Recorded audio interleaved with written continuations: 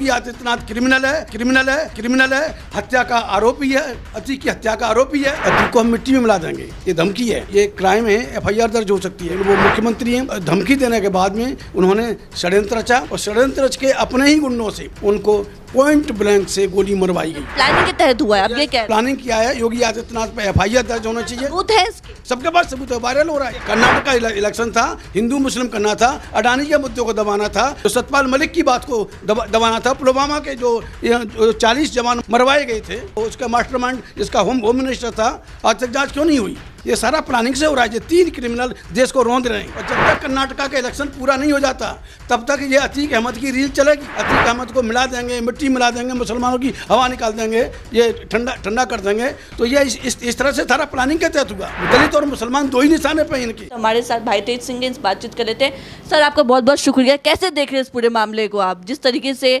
हत्या हुई, उससे पहले उनके बेटे अतीक के बेटे असद का एनकाउंटर होता है, इस पूरे मामले को लेकर लगातार विपक्षी पार्टियां सवाल उठा रही कि फेक एनकाउंटर था। आपके क्या राय है?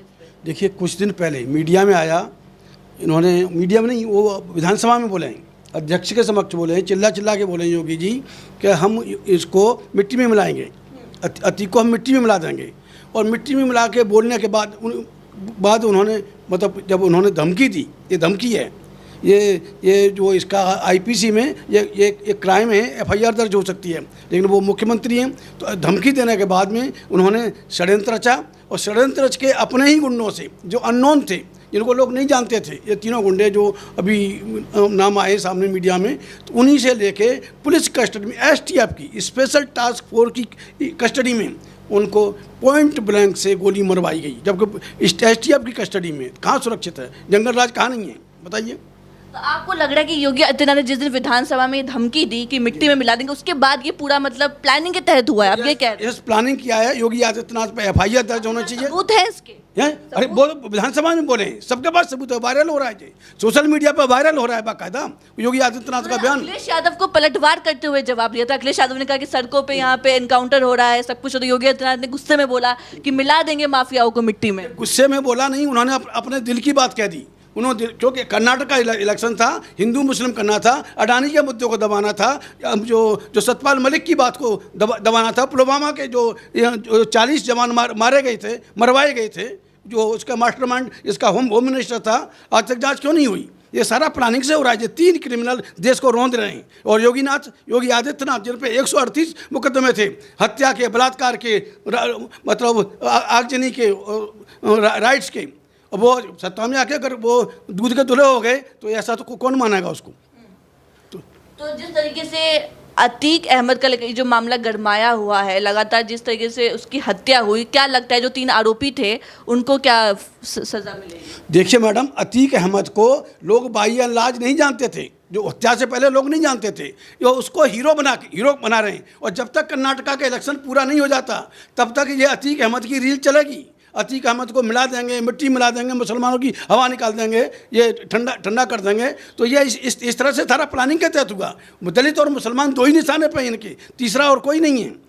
तो आपको लग रहा है चुनाव के मद्देनजर ये सब चीजें हो रही कि कर्नाटक में चुनाव है? पता है, कर्नाटक का चुनाव तो है ही। जब भी चुनाव, यस मैं कह रहा हूँ, बिल्कुल कह रहा हूँ, जो कर्नाटक का चुनाव है तब तक ये जिसकी अतीक अहमद की रील चलेगी उसको हीरो बनाया जाएगा। उसके बाद ये एकदम इशू गायब हो जाएगा। और सबसे पहले जो मोदी के जो भाई कह लो, फ्रेंड कह लो, अडानी का जो मुद्दा था 20,000 करोड़ का, जो नोटबंदी के समय 20,000 करोड़ अडानी के पास कैसे आया? वो वहाँ अडानी फंस रहे हैं, ये फंस रहे हैं। 20,000 के नोट इन्होंने छपवाए और उस सब मामले को दबाने के लिए ये अतीक का मामला किया जा रहा है। मामले को दबाने के लिए किया जा रहा है। पुलवामा में 40 सीआरपीएफ जवान मरवाए गए, सरकार ने मरवाए, प्लानिंग के तहत मरवाए, उसी से ये हो रहा है। लेकिन आप अतीक के खिलाफ क्यों नहीं बोल रहे, उनके परिवार के खिलाफ क्यों नहीं बोल रहे, जो इतना बड़ा गैंगस्टर है? अतीक हमारा दोस्त नहीं था, हमदर्द नहीं था। वो 3 बार का चुनाव हुआ, एमएलए था, इंडिपेंडेंट एमएलए था, एमपी भी रहा है, मेंबर पार्लियामेंट रहा है। जनता ने उसको चुना है। तो हमें कोई हमदर्दी नहीं। अगर कोई क्रिमिनल मारा जाता है, उस उनके खिलाफ नहीं बोला। क्रिमिनल को मारा, वो सजा याफ्ता मुजरिम था, उसको मारने का अधिकार योगी को नहीं है, उस यूपी की पुलिस को नहीं है। सरकार उसको सजा दे चुकी थी, मतलब सजा आजीवन कारावास भुगत रहा था। तो उसको कैसे मार सकते हैं आप? कस्टडी में कैसे मार सकते हैं? कैसे कह सकते हैं कि आपने कहा कि सरकार ने मारा अतीक अहमद को? जो जिस तरह से योगी ने धमकी दी थी कि हम इसको मिट्टी में मिला देंगे। इसका मतलब क्या है? मिट्टी में मिलाकर वी विल एलिमिनेट। सबूत तो नहीं हुआ ना सर, उन्होंने ये सबूत थोड़ी ना हुआ, कोई भी पार्लियामेंट में अगर कुछ बोल रहे हैं। सबूत नहीं है, विधानसभा की उसी कार्रवाई में रजिस्टर्ड है। उत्तर प्रदेश की विधानसभा की आप कार्रवाई को देखिए, उसमें जो बयान रिकॉर्डेड है योगी का। ऐसे बयानबाजी सर होती है। नहीं, बयानबाजी नहीं होती वहाँ विधानसभा या पार्लियामेंट को बयानबाजी नहीं कर सकते। लोग क्या क्या नहीं बोल जाते नेता लोग। ऐसे कैसे कैसे बोल जाएंगे? बगैर सबूत के कैसे बोल जाएंगे? कानून सबके लिए है, संविधान सबके लिए है। संविधान को रौंदा जा रहा है। जो भी माफिया करेगा मिट्टी में मिला देंगे। हाँ, नहीं माफिया को मिट्टी मिलाए ना। जब ब्रजभूषण शरण को क्यों नहीं पकड़ रहे? 1000 लड़कियों का बलात्कार का भी आरोप लग रहा है उस पर। जो लड़कियां बैठी हैं उस पर जंतर मंतर पर बैठी हैं, फोगट वगैरह ये सब बैठे, रेसलर बैठी हुई हैं लड़कियां, उनके साथ में सबके साथ उसने दुष्कर्म का प्रयास किया क्या। और जबकि 18 सेकंड घूमने पर मुकदमा दर्ज हो जाता है, किसी मतलब महिला की तरफ 18 सेकंड देखने में मुकदमा दर्ज हो जाता है, और वो अभी तक भागा फिर रहा है। ब्रजभूषण शरण, ब्रजेश सिंह, हरिशंकर तिवारी, ये तमाम जो हैं, मतलब सैकड़ों नहीं हज़ारों की तादाद में जो क्रिमिनल्स हैं, ब्रांडेड क्रिमिनल्स हैं, और इनके खिलाफ तमाम मुकदमे दर्ज हैं, तो वो फिर क्यों खुले घूम रहे हैं? उनको मिट्टी में क्यों नहीं मिलाया इसने?